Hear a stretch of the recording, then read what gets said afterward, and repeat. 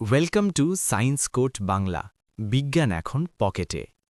তুমি জানো, জীবনবিজ্ঞান শুধু একটা সাবজেক্ট না, এটা তোমার শ্বাস নেওয়া, হাসা, বাঁচার গল্প। তবু পরীক্ষার হলে যখন প্রশ্নপত্র খুলে বসো, ঠিক তখনই বুকের ভেতর একটা চাপা ভয়, পারব তো? সেই ভয়টাই আজ শেষ হবে। এই ভিডিওটা শুধু সাজেশন নয়, এটা তোমার আত্মবিশ্বাস ফেরানোর পথ। আজ আমরা দেখাবো সেই সেরা বাছাইকৃত সংক্ষিপ্ত প্রশ্নগুলো, যেগুলো ঠিকমতো রপ্ত পড়তে পারলে তুমি শুধু সংক্ষিপ্ত প্রশ্নে বাজিমাতি করবে না, বরং নিজেকেই হারানো ভয়কেও হারাবে। ভাবো তো, উত্তর লিখতে গিয়ে যখন মনে পড়বে, এই প্রশ্নটা তো সায়েন্স কোড বাংলাতে আগেই দেখেছিলাম। সেই মুহূর্তে তুমি শুধু নম্বর না, নিজের ভেতরের ভয়কেও জয় করবে।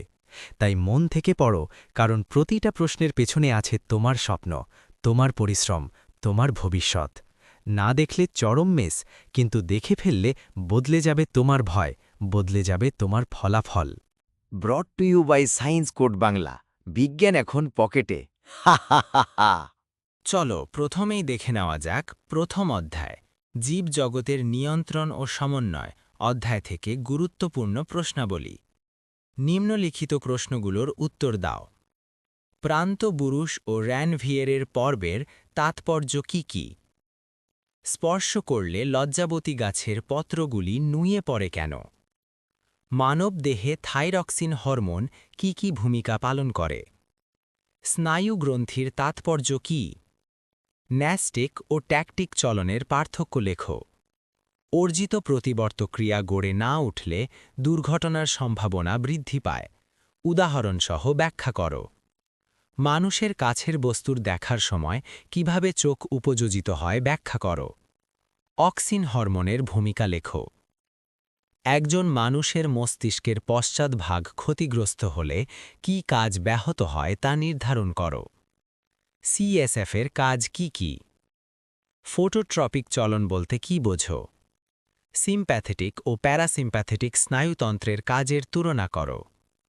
চা গাছের পার্শ্বীয় শাখা সৃষ্টির জন্য অগ্রমুকুল প্রতিনিয়ত ছাঁটা হয় কেন? ক্যাটারাক্ট বা চোখে ছানি পড়ার কারণ কি? উদ্ভিদ ও প্রাণী হরমোনের ৩টি পার্থক্য লেখো। পিতবিন্দু ও অন্ধবিন্দুর তাৎপর্য কি কি? হরমোন কিভাবে ফিডব্যাক নিয়ন্ত্রণ দেখায় তা ব্যাখ্যা করো। মাছের গমনে পটকার ভূমিকা কি? দ্বিনেত্র ও একনেত্র দৃষ্টির মধ্যে পার্থক্য লেখো। দৃষ্টিক্ষেত্র, বস্তুর প্রতিবিম্ব। কৃষিবিদ্যায় সাইটোকাইনিন হরমোনের ব্যবহার। প্রেসবায়োপিয়া কেন হয়? মানবদেহে অক্ষিগোলকের কাজের সঙ্গে যুক্ত সংজ্ঞাবাহ ও আজ্ঞাবাহ স্নায়ুর তালিকা তৈরি করো। পাখির গমনে উড্ডয়ন পেশির ভূমিকা কী? রক্তে শর্করার মাত্রা নিয়ন্ত্রণে ইনসুলিনের যে কোনো দুটি ভূমিকা লেখো। উদ্ভিদ কিভাবে সাড়া প্রদান করে? থাইরয়েড গ্রন্থির অবস্থান ও খড়িত 3টি হরমোনের নাম ও গুরুত্ব লেখো। ট্রপিক চলনের দুটি বৈশিষ্ট্য লেখো। আইরিশ ও সিলিয়ারি বডির কাজ কি কি?